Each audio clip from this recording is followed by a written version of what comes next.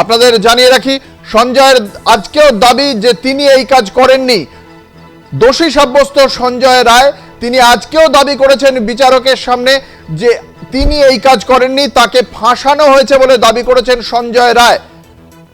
সঞ্জয় রায় আরজিকর কাণ্ডে দোষী সাব্যস্ত সঞ্জয় রায় মাত্র কিছুক্ষণ আগেই তার রায় জানিয়েছেন বিচারক অনির্বাণ দাস। তার এজলাসে আজকে শুনানি ছিল। গত 11ই নভেম্বর থেকে একটানা রুদ্ধদ্বার কক্ষে 50 জনের সাক্ষ্য গ্রহণ এবং কেন্দ্রীয় তদন্তকারী সংস্থা সেন্ট্রাল ব্যুরো অফ ইনভেস্টিগেশন বা সিবিআই এর পক্ষ থেকে যে তথ্য প্রমাণ পেশ করা হয়েছিল তার ভিত্তিতেই দোষী সাব্যস্ত করা হলো এই সঞ্জয় রায়কে। বায়োলজিক্যাল এবং ডিজিটাল সমস্ত তথ্য প্রমাণ সঞ্জয় রায়ের বিরুদ্ধে গিয়েছে।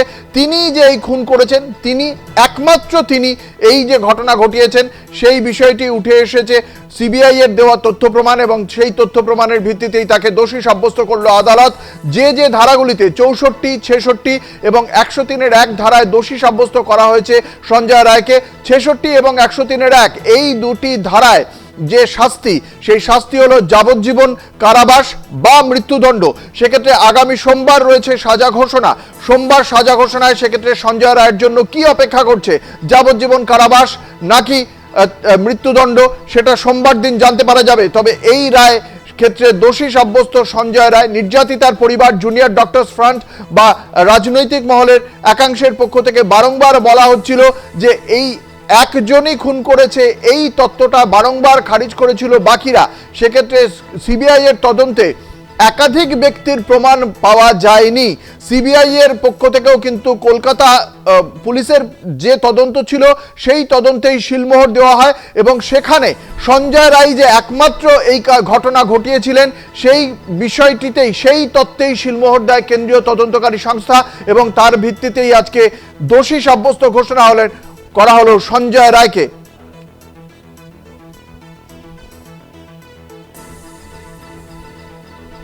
আমাদের সঙ্গে রয়েছেন আমাদের প্রতিনিধি পীযূষ কান্তি নাগ। পীযূষ, আদালত কক্ষে আজকে এই রায় ঘোষণার সময় চিত্রটা কি ছিল? বিচারকের কি বক্তব্য ছিল আজকে? আজকে পরিষ্কারভাবে বিচারক কোন কোন ধারায় দোষী সাব্যস্ত করা হলো সেই বিষয়টি মূল অভিযুক্ত সঞ্জয় রায়কে তিনি শোনালেন এবং কেন তার বিরুদ্ধে অভিযোগ দোষী সাব্যস্ত হলো সেই বিষয়টি তিনি পরিষ্কারভাবে তাকে জানিয়ে দিলেন। আগামী সোমবার সঞ্জয় রায় বা তার আইনজীবী আদালতের কাছে এর প্রেক্ষিতে তাদের আত্মপক্ষ সমর্থনে যে সওয়াল করবেন এবং তারপরেই সাজা ঘোষণা করা হবে। মূলত যে যে ধারায় তার বিরুদ্ধে দোষী সাব্যস্ত করা হলো তার মধ্যে বিএনএস অর্থাৎ ভারতীয় ন্যায় সংহিতা আইনের 64 ধারা, রেপ যেখানে 20 বছর থেকে 25 বছর জেল, আইনের 66 ধারা অর্থাৎ 66 ধারা তাকে খুন করে, সেক্সুয়াল অ্যাসল্ট করে তাকে খুন করা হয়েছে। এক্ষেত্রে নিম্ন সাজা যাবজ্জীবন পর্যন্ত সর্বোচ্চ সাজা হতে পারে এবং 103 অর্থাৎ তাকে গলায় ফাঁস লাগিয়ে বা তাকে বিভিন্ন ভাবে আঘাত করে তাকে খুন করা হয়েছে। অর্থাৎ এক্ষেত্রে যাবজ্জীবন বা মৃত্যুদণ্ড, সর্বোচ্চ সাজা মৃত্যুদণ্ড এবং যাবজ্জীবন এই দুটি হতে পারে। অর্থাৎ প্রত্যেকটি ধারায় তাকে যে দোষী সাব্যস্ত করা হয়েছে সেক্ষেত্রে কি কি সাজা হতে পারে সেই বিষয়টি সঞ্জয় রায়কে শোনালেন বিচারক অনির্বাণ দাস এবং যার প্রেক্ষিতে সঞ্জয় রায় পরিষ্কারভাবে আদালতের কাছে আজই বলতে শুরু করেন যে তাকে ফাঁসানো হয়েছে, তার গলায় যে রুদ্রাক্ষের মালা ছিল সেটি ফেলে দেওয়া হয়েছে। ঘটনা সম্পূর্ণ সাজানো ঘটনা। এর প্রেক্ষিতে বিচারক পরিষ্কার জানিয়ে দিয়েছেন আগামী সোমবার বেলা 12:30টায় প্রথম শুনানি শুরু হবে। অর্থাৎ এই সাজার প্রেক্ষিতে সঞ্জয় রায় এবং তার আইনজীবী আত্মপক্ষ সমর্থনে তাদের বক্তব্য রাখবেন, সওয়াল করবেন।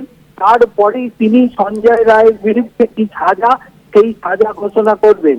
তবে বিচারক এটি নির্দিষ্ট করে দিয়েছেন সঞ্জয় রায়কে যে তাকে সাজা যে পেতে হবে এটি কিন্তু নিশ্চিত করে দিয়েছেন বিচারক। এখন সেই বিচারের ক্ষেত্রে এবং সেক্ষেত্রে জরিমানাও হতে পারে। অর্থাৎ এক্ষেত্রে কোন ধারায় মৃত্যুদণ্ড, কোন ধারায় যাবজ্জীবন এবং কোন ধারায় সর্বনিম্ন জেল, এই বিষয়টি কিন্তু নির্ধারিত হবে আগামী সোমবার সঞ্জয় রায়ের আত্মপক্ষ সমর্থনের পর। যেটা পীযূষ তোমার কাছে জানতে চাইবো যে এক্ষেত্রে সঞ্জয় রায় যে একমাত্র ব্যক্তি ছিল এই ঘটনার ক্ষেত্রে, একটা তত্ত্ব ছিল যে একমাত্র সঞ্জয় রায়ের পক্ষে এই ঘটনা ঘটানো সম্ভব নয়। রায় পড়ার সময় সেই দিকে কি কোনোভাবে আলোকপাত করেছেন বিচারক? দেখো, রায়ের বিষয়গুলি কোন কোন ক্ষেত্রে শুধুমাত্র সঞ্জয় রায়কেই দোষী সাব্যস্ত করা হলো সেই বিষয়গুলি কিন্তু আলোকপাত করেছেন। তুমি যে বিষয়টি বলছো যে সন্দীপ রায় এবং সেই তালা থানার ওসি, এক্ষেত্রে কিন্তু তাদের বিরুদ্ধে কোন রকম ষড়যন্ত্র সংক্রান্ত বিষয় কিন্তু আলোকপাত করেননি বিচারক। এখানেই বিচার প্রশ্ন উঠে, তাহলে একই মামলায় যদি শাস্তি হয়ে যায়, তাহলে সেক্ষেত্রে সন্দীপ রায় এবং তালা থানার ওসির বিরুদ্ধে কি ফার্দার ট্রায়াল শুরু হতে পারে? আইনের পরিভাষায় কিন্তু এখানে পরিষ্কার ভাবে বলা হচ্ছে, সেক্ষেত্রে যদি রিট্রায়াল করতে হয় তাহলে সাংবিধানিক আদালত অর্থাৎ সুপ্রিম কোর্ট বা হাইকোর্টের সাংবিধানিক বেঞ্চ থেকে অনুমতি নিয়ে আসতে হবে সিবিআই কে। তার কারণ সিবিআই এখনো পর্যন্ত তাদের বিরুদ্ধে ষড়যন্ত্র সংক্রান্ত কোনো তথ্য বা সাপ্লিমেন্টারি চার্জশিট জমা করতে পারেনি। আইনের পরিভাষায় কিন্তু পরিষ্কার ভাবে বলা আছে, যদি কোনো মামলায় মূল অভিযুক্তকে চিহ্নিত করে তার কনভিকশন হয়ে যায়, সেক্ষেত্রে অপর কোনো ব্যক্তি যদি ষড়যন্ত্রের সঙ্গে লিপ্ত থাকেন, তিনি যদি অ্যাবসকন্ডেন্ট বা ফেরার থাকেন, তবে ফেরার হওয়ার পর তাকে যখন গ্রেপ্তার করা হয় তখন তার বিরুদ্ধে পুনরায় ট্রায়াল হতে পারে।